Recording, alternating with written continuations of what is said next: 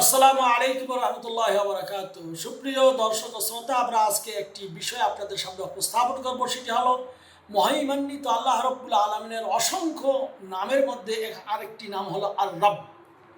এই আর রব শব্দের অর্থ কি? এর অর্থ হলো যে আল্লাহ রব্বুল আলমিন একচ্ছত্র আপনার আমার লালন পালনকারী, আপনার আমার পরিচালনাকারী, আপনার আমার সৃষ্টিকর্তা, আপনার আমার মালিক, আপনার আমার সকল কিছু করার একচ্ছত্র ক্ষমতাধর হলেন আপনার আমার প্রভু, তিনি হলেন আর রব। এই রব মানে রুবুবিয়্যাহ, অর্থাৎ আল্লাহ রব্বুল আলমিনের প্রভুত্বে এককভাবে সাব্যস্ত করা। কোরআনুল কারিমে যে এই আয়াতগুলি বিভিন্ন জায়গায় প্রায় 974 বার আর রব শব্দটি ব্যবহৃত হয়েছে। তাছাড়াও আরও অসংখ্য অগণিতবার রব্বি, রব্বুহুম, রব্বুকা ইত্যাদি ভাবে বা রব্বুনা ইত্যাদি ভাবে বর্ণিত রয়েছে। সম্মানিত বন্ধুগণ, আর রব মানে আল মুতাসাররিফ কুল্লা সেই, অর্থাৎ সকল কিছুর একচ্ছত্র মালিক পরিচালনাকারীকে আল্লাহ রব্বুল আলমিন। আপনাকে আমাকে ছোট থেকে লালন পালন করেন, বড় করেন, রিজিক দেন, খাওয়ান, পড়ান, জীবন দেন, মৃত্যু দেন। আর এই রব এর উপর অধিকাংশ মানুষ তারা ঈমান নিয়ে আসে। শুধু কয়েকজন নাস্তিক ছাড়া সবাই স্বীকার করে আল্লাহ রব্বুল আলমিন আপনার আবার সব কিছু করার মালিক। এমনকি মক্কার মুশরিকরাও এটা স্বীকার করত, মক্কার কাফেররাও এটা মানত। অনেক কাফেরেরা পর্যন্ত এটা মেনে নেয়, দুই একজন নাস্তিক ছাড়া, যে হ্যাঁ আপনার আবার পরিচালনাকারী, লালন পালনকারী, দেখাশোনাকারী, সব কিছুর একচ্ছত্র মালিককে আল্লাহ রব্বুল আলমিন। সে আল্লাহর ওপর ঈমান আপনাকে আমাকে রাখতে হবে, সে আল্লাহকে বিশ্বাস করতে হবে, সে আল্লাহর সকল প্রশংসা আমরা করে থাকি। আল্লাহ রব্বুল আলমিনের কাছে আমরা বলি কি? আলহামদুলিল্লাহি রব্বিল আলামিন। সকল প্রশংসা আল্লাহর জন্য, যিনি রব্বুল আলামিন, সারা বিশ্ববাসীর একচ্ছত্র পরিচালক, একচ্ছত্র রব, প্রভু, মালিক। সম্মানিত বন্ধুগণ, এই জন্য করে আপনার আমার উচিত হলো সেই আল্লাহ রব্বুল আলামিনকে একচ্ছত্রভাবে একক রব হিসাবে স্বীকার করা, তাঁরই ইবাদত করা, তাঁরই দাসত্ব করা, তাঁর কাছেই চাওয়া, তাঁর কাছেই প্রার্থনা করা, তাঁরই সকল কিছু কাজ তাঁরই উপর সাপোর্ট করা। সম্মানিত বন্ধুগণ, অসংখ্য অগণিত নবী রাসূলগণ তারা এই রব শব্দটি দিয়ে আল্লাহ রব্বুল আলমিনের কাছে দোয়া করেছিলেন। যেমন আমরা কি আল্লাহ রব্বুল আলমিন বলেছিলেন, ও ইজ ক্বালা লাহু রব্বুহু আসলিম ক্বালা আসলামতু লিরাব্বিল আলামিন। সূরা বাকারার 131 নম্বর আয়াতে যে ইব্রাহিম আলাইহিস সালাম তাকে আল্লাহ রব্বুল আলমিন বলেছিলেন যে তুমি আল্লাহর জন্য আত্মসমর্পণ করো। তিনি বলেছিলেন আসলামতু লিরাব্বিল আলামিন, সারা বিশ্বের যিনি প্রতিপালক রব, তারই কাছে আমি স্যালেন্ডার করলাম, তারই কাছে আমার সকল কিছু সহদ করলাম, তার কাছেই তারই আমি মানে কি ঈমান নিয়ে আসলাম। তারপর তিনি আরও দোয়ায় আমরা কি বলে থাকি? ইন্না সলাতি ওয়া নুসুকি ওয়া মাহইয়ায়া ওয়া মামাতি লিল্লাহি রাব্বিল আলামিন। সূরা আনআম 162 নম্বর আয়াতে আমার সলাত, আমার যাবতীয় ইবাদত, আমার কুরবানি, আমার জীবন, আমার মরণ সব কিছু কার জন্য? আল্লাহ রব্বুল আলমিনের জন্য। এবং তিনি কি? রব্বুল আলামিন, সারা বিশ্বের একচ্ছত্র প্রতিপালক। সম্মানিত বন্ধুগণ, এই জন্য করে আল্লাহ রব্বুল আলামিন বলছেন, সেই রব ছাড়া অন্য কাউকে তোমরা কি আরো ডাকবে?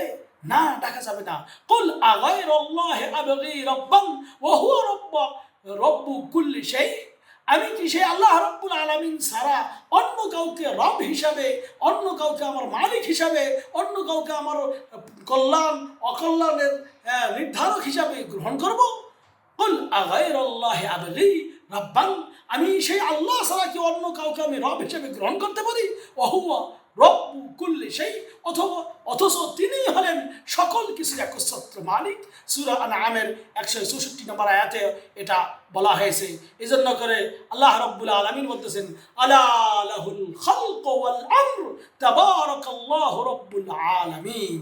যে সূরা আরাফের 54 নম্বর আয়াতে আল্লাহ বলতেছেন, আলা লাহুল খালকু ওয়াল আমর, যাবতীয় সৃষ্টি করার একচ্ছত্র মালিক, হুকুম করার একচ্ছত্র মালিককে আল্লাহ রব্বুল আলামিন, তিনি তাবারাকাল্লাহ, তিনি বরকতময় রব্বুল আলামিন, তিনি সমস্ত পৃথিবীর একচ্ছত্র মালিক।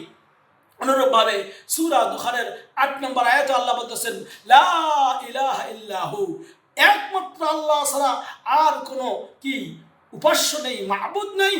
ইউহয়ী ওয়া ইউমীত, তিনি জীবন দান করেন, মৃত্যু দান করেন। ওয়া রব্বু আবাইকুমুল আউয়ালিন, রব্বুকুম ওয়া রব্বু আবাইকুমুল আউয়ালিন, তিনি তোমাদের রব এবং তোমাদের পূর্বের যত পূর্বপুরুষ ছিল তাদেরও রব হলেন কে? আল্লাহ রব্বুল আলামিন। অনুরূপভাবে আল্লাহ বলতেছেন, আল্লাহ বলেন কি, রব্বুল মাশরিকাইনি ওয়াল মাগরিবাইন, তিনি পূর্ব পশ্চিমের সকল কিছুর একচ্ছত্র মালিক কে? আল্লাহ রব্বুল আলামিন। এবং আল্লাহ রব্বুল আলামিন সূরা রহমানের যেটা 17 নম্বর আয়াত, আরো একটা আয়াত সূরা তাকবীরের 29 নম্বর আয়াতে আল্লাহ বলতেছেন, ওয়ামা তাশাউনা ইল্লা আইয়াশা আল্লাহু রব্বুল আলামিন, হ্যাঁ তোমাদের চাওয়ার কোনো খাওয়া নেই, অর্থাৎ ওমা তাশাউনা ইল্লা আইয়াশা আল্লাহ, তোমাদের রব যা চান তাছাড়া আর কিছু হয় না। রব্বুল আলামিন, তিনি সারা বিশ্বের প্রতিপালক। সম্মানিত বন্ধুগণ, এরকম করে কোরআনুল কারীমে বিভিন্ন জায়গায় আর রব শব্দটি রয়েছে। সেই আল্লাহ রব্বুল আলামিনকে একচ্ছত্র মালিক, একচ্ছত্র উপাস্য ইত্যাদি আপনাকে আমাকে স্বীকার করতে হবে এবং এই শব্দগুলি দিয়েই আল্লাহর কাছে আমরা দোয়া করতে পারি, প্রার্থনা করতে পারি। রব্বানা আতিনা ফিদ দুনিয়া হাসানা ওয়া ফিল আখিরাতি হাসানা ওয়া কিনা আযাবান নার, এমন করে দোয়া করতে পারি। ফাকালা আনা রাব্বুকুমুল আলা, কিন্তু এই রব শব্দটা অনেক সময় দুনিয়ার মানুষরা বলতেছিল যে কাফের, যেমন ফিরাউন বলেছিল আনা রাব্বুকুমুল আলা, হ্যাঁ আমি তোমাদের সবচেয়ে বড় রব। কিন্তু এই রব বলতে কি, মানে সে নিজেকে পরিচালক হিসেবে গ্রহণ করেছিল, কিন্তু হাশা কাল্লা ওয়ালিল্লাহ, না, কখনো নয়। একমাত্র রব আপনার আমার প্রভু, আপনার আমার মালিক, আপনার আমার রক্ষণাবেক্ষণকারী, বড়কারী ছোটকারী, সকল কিছুর কল্যাণ অকল্যাণকারী, সকল কিছুর পরিচালক মহান রব্বুল আলামিন আল্লাহ রব্বুল আলামিন, তিনি আমাদের আপনার রব। আপনি আমি সেই রবের উপর ঈমান আনবো, তার কাছেই সকল কিছু সাপোর্ট করবো, সে আল্লাহর উপর ঈমান নিয়ে আসার আমাদের আল্লাহ যেন তৌফিক দান করেন। আমিন। ওয়া সাল্লাল্লাহু আলা নবিয়িনা মুহাম্মদ। ওয়াসসালামু আলাইকুম ওয়া রাহমাতুল্লাহ।